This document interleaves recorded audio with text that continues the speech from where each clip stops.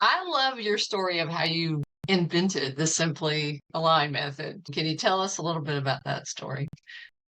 Because I think it's a Okay. good example of a spirit-led life that leads into a spirit-led business. So I'd been doing this work for a while. I started out learning some things and working on friends and family. I was a fitness instructor for 20 years, way back in the day.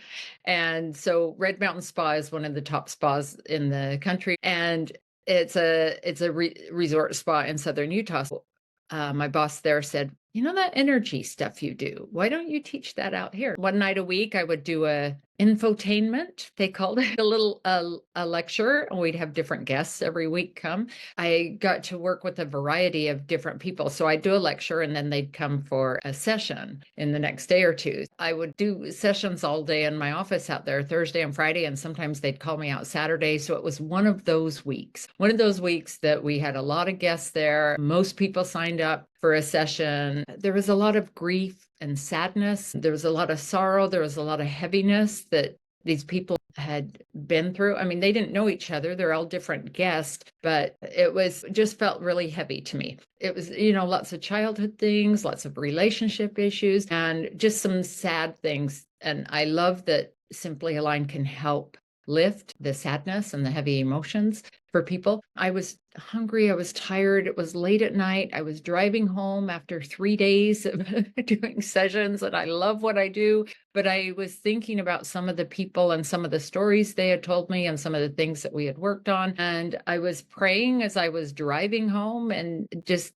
saying to God, this seems uneven, like all the heaviness in this world compared to the light. I mean, I know there's a lot of light there, but shouldn't there be more people, more light workers, more people helping with all this heaviness? The ratio just seemed off to me. So I often pray while I'm driving with my eyes open, of course. So I stopped at a stoplight with all this in my mind. I don't understand. Like, I'm exhausted and I worked on all these people and I'm just a gal who's trying to learn some things to be able to help myself and help other people. But what's up with this? And I heard a voice in my head, and this doesn't happen for me a lot, but it was just very clear.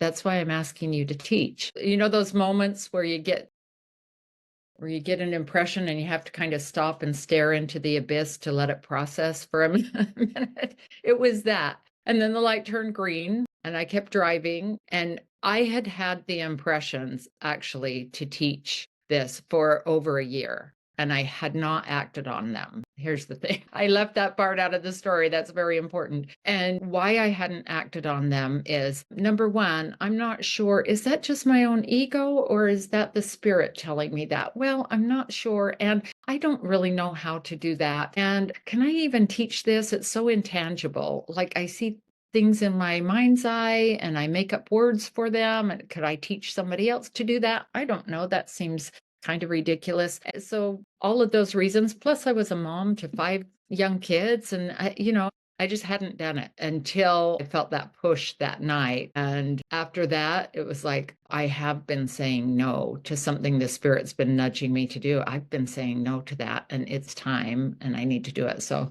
I set up my first class and did it a few months later. I set it up and announced it. And I had 12 people at my first class. And I still was not sure going into that class.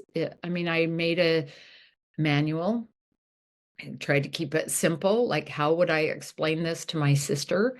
That was my premise. Like, somebody who knows me really well, how would I just tell them how to do this work? And the people got it and they understood it and they're still doing the work today. So that's how it all started.